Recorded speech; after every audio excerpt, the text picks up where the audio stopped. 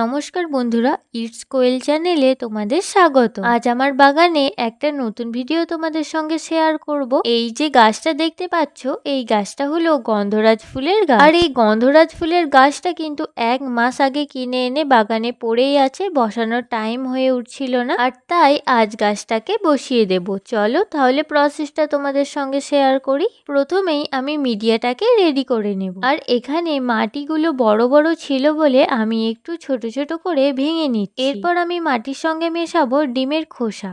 এই ডিমের খোসাগুলোকে ভালো করে গুঁড়ো করে মাটির সঙ্গে মিশিয়ে দেব।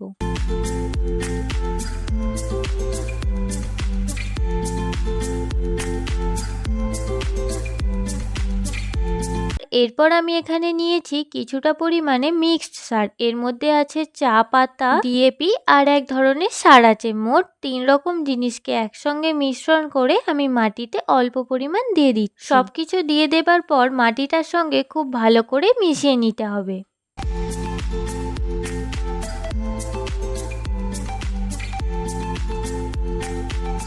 এখানে আমি গাছটাকে বসানোর জন্য বড় সাইজের টব নিয়ে নিয়েছি।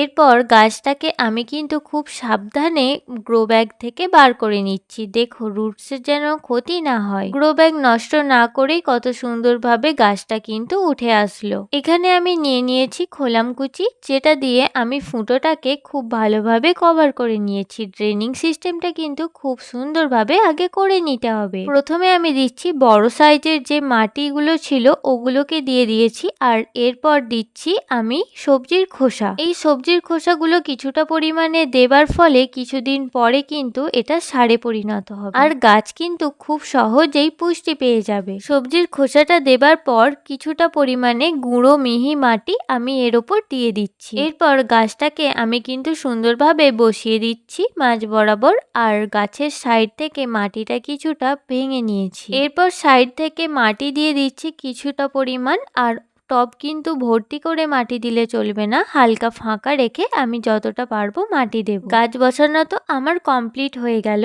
এরপর গাছে কোনো ফাঙ্গাস অ্যাটাক যাতে না হয় তার জন্য আমি কিন্তু কিছুটা পরিমাণ ফাঙ্গিসাইড জলে গুলে নিয়েছি, আর ওটাই কিন্তু গাছের গোড়ায় দিয়ে দিচ্ছি। ভিডিওটা তোমাদের ভালো লেগে থাকলে অবশ্যই লাইক করে পাশে থেকো।